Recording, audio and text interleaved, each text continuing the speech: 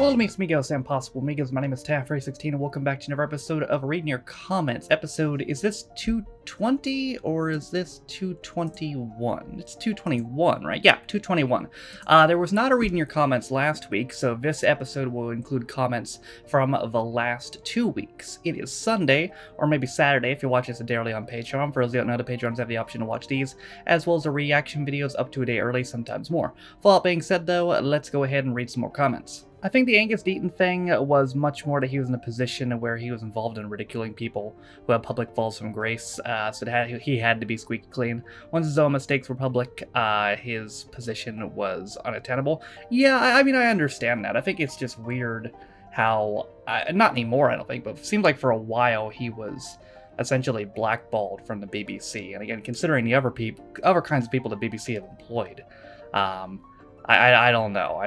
He gets that kind of punishment, but other people didn't? I don't know. One Foot in the Grave is good, but now and again, Christ, it can be depressing. Sounds like the makings of a good show to me. I mean, shows that can blend comedy and serious moments are the best type of shows, like Only Fools and Still Game, for example. I remember someone asked Max about the turkey answer from Family Fortunes. What he seemed to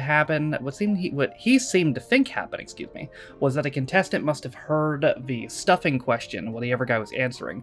When he came back out, he just became fixated and giving the answer turkey. Of course, he could have just been that he was panicked and was like a deer, or should have been a turkey, or should it be a turkey caught in the headlights? He certainly stuffed his family's chances of winning. How many turkey jokes can we fit in here? £1,000 wasn't even that much in '83. It was about 204,000 just for inflation. People just enjoyed the program. Besides, there wasn't much else to watch early on Saturday, even back then. Yeah, fair enough. But I mean, still though, that's a decent chunk of change, I guess. But also, I mean, I don't know. I feel like I like game shows more where the money's huge. Just because. The stakes feel higher. I think that's why I like Millionaire so much. That death stare from the family member at the end of Family Fortunes, yeah, he 100% got his ass kicked in the car park. I watched a documentary about the Family Fortunes episode. Sadly, the family didn't talk to Bob for years. Okay, that's a little harsh. I would have just, they should have just jumped him and then that be it. Have the fight and then that's it. But not talking to him for years, that's a bit harsh. A percolator is a coffee percolator to make coffee from fresh coffee beans. Oh, I have one of those.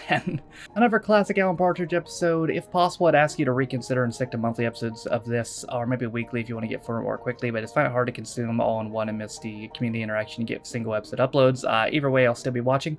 I understand your viewpoint, but I'm still going to stick to what my current plan is. Surely this is Alan as ignorant worse when talking about Ireland.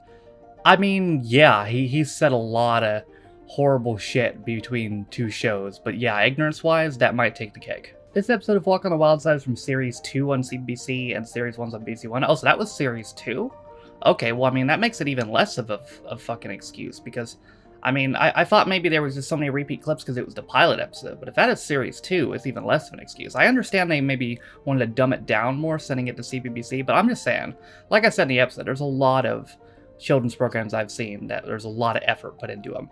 That one was not. Terrence Hardiman sadly died earlier this month. I saw that, rest in peace. You have seen him before as Wilson, the bank assistant in Goodnight Sweetheart. Oh, okay. You see, I thought I fucking recognized him. I didn't see that on his wiki, though, so I must have glossed over that. I may have to rewatch the series, but while Burtis can be cruel to Colin, I don't think he's mean to Colin because he hates him. I believe the barbs usually come when Colin says or does something that Burtis would consider an ineptitude deputy manager. I was starting to consider that he hates him.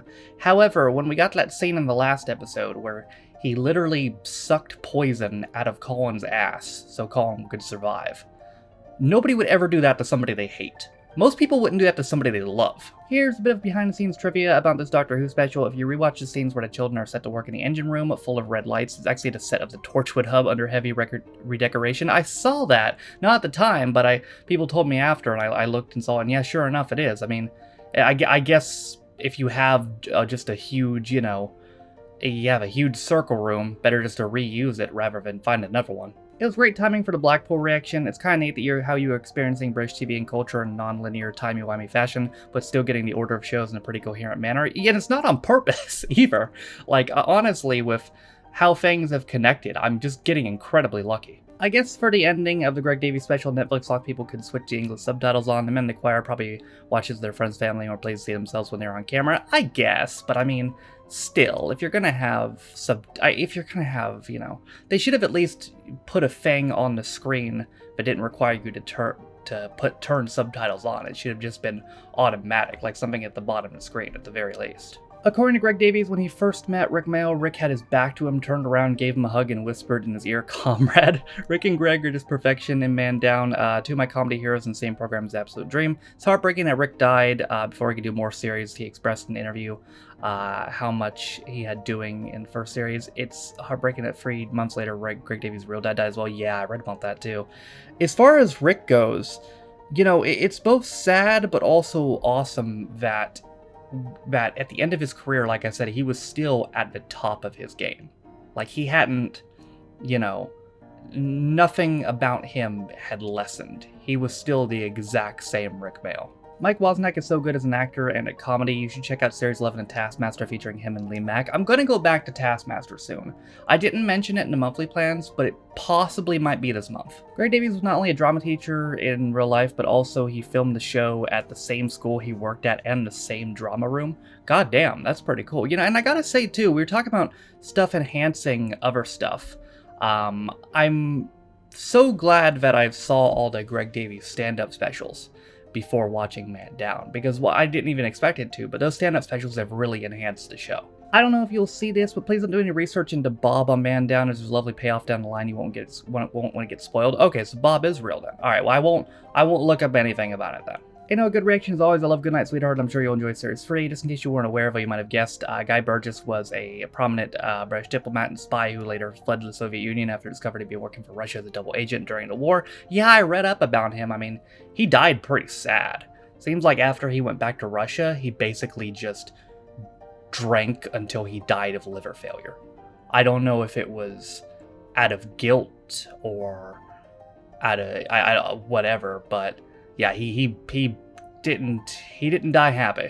Love Helen's husband from Gladiators being her diehard hype man in the crowd. It is really fun when you see their families so invested in it. Like one of the other contestants had people in the audience as well that were really into it. They had like a sign and stuff, and it's fun to see them bring t-shirts and stuff. It adds to the seeming importance of the competition as well. Superstars, the sports competition. I asked what this was during Gladiators, in which athletes from a variety of sports compete against each other. The athletes must not compete in a sport for which they practice as a profession, resembling a decathlon.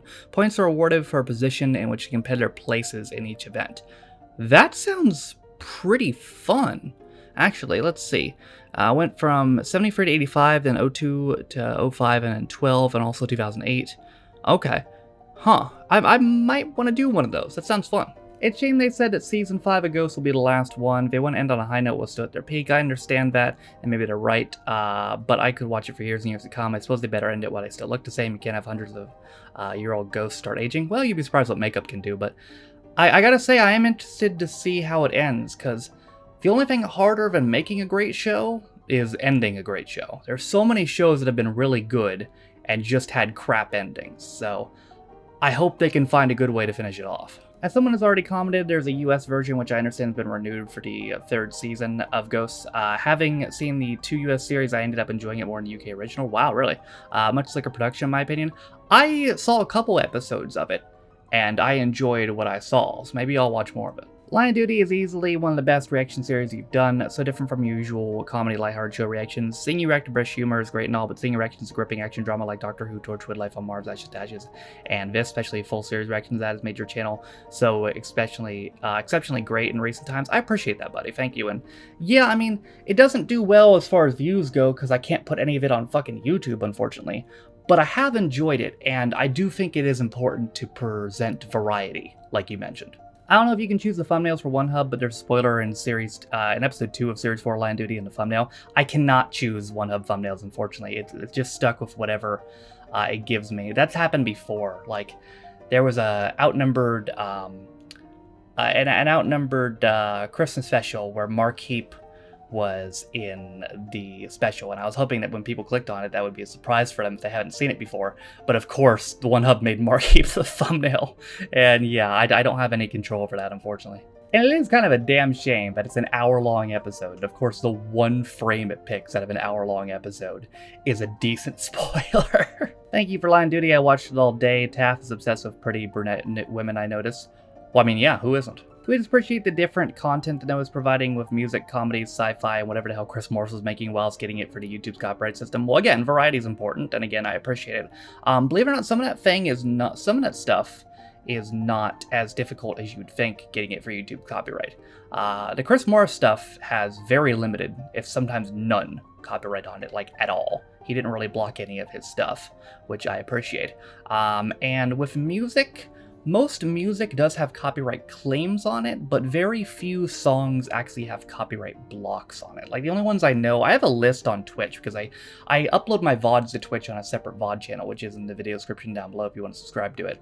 It has every VOD, it has a VOD of every stream I've done since November of 2020. So there's a lot of VODs on there. And I usually play copyright music while I'm streaming. And I've had to write down a list of songs I can't play because I know they'll get blocked on YouTube. But there's a lot of music I can play. There's just select things that I can't, like the Beatles and AC/DC, stuff like that. The only successful song that Natalie Imbruglia had in the States I'm aware of was Torn. I've heard Torn. I have heard that. Sounds alright. She tried acting for a bit alongside Rowan Atkinson to parody Johnny English, Sean Malkovich's hilarious as the villain. I've seen that. Actually, I did a reaction to that like 3 years ago, something like that. Just look up TAF 316 Johnny English. It should pop up. Entice vanished after 4 singles on one album. This is actually the last song they released. Oof, well, they said maybe they might be the next big thing. I suppose they were not. So the song Horny didn't reach across the pond, huh? Apparently it did. Apparently it was in the South Park soundtrack, but I had never heard it in my life before that Top of the Pops episode. Bewitched are back together, and their new song is called Birthday. Really? They're back together all these years, huh? Well, the #1 single from My Birthday lives. And their new single is called Birthday, actually. How about that? Alright, ladies and gentlemen, that's going to do it for another episode of Reading Your Comments. The comments in this video were pulled from the following videos. You ready? Reading Your Comments 220, Family Fortunes 2, I'm Alan Partridge 5, Walk on the Wild Side, British Empire 1617, Doctor Who, The Next Doctor, Greg Davies, You Magnificent Beast, Man Down to complete first series, Goodnight Sweetheart Christmas Special, UK Gladiators Series 2, 11, and 12, Ghost to complete third series, Line of Duty to complete fourth series, and Top of the Pops 4. I did not pull comments from Top of the Pops 3 because it was a re-upload, and also I did not pull comments from 3x3 because it's hard to pull comments from that without spoiling the whole episode, and if you haven't seen it, I'd rather you just watch it for yourself and see what it's about. If you want a chance to get your comment read in next week's episode, of Reading Your Comments, the videos to comment on are as follows. This video, the reaction video that comes out tomorrow, and the ones that come out Tuesday, Wednesday, Thursday, Friday. Those are the videos to comment on if you want a chance to get your comment read in next week's episode of Reading Your Comments. But that is it for me today. Thank you guys for watching. If you liked the video, be sure to leave a like. If you didn't like it, don't. If you want to follow any of my social media links, they're all in the video description down below, as well as the names of all my patrons. If you didn't know, you could be a patron of me for as little as $1 £1. In addition to your name in the video description, you also get extra direction videos, as well as Reading Your Comments up a day early, sometimes more. With all that being said, though, my name is Taff 316. This has been episode 221 of Reading Your Comments, and I'll see you guys next time. Bye.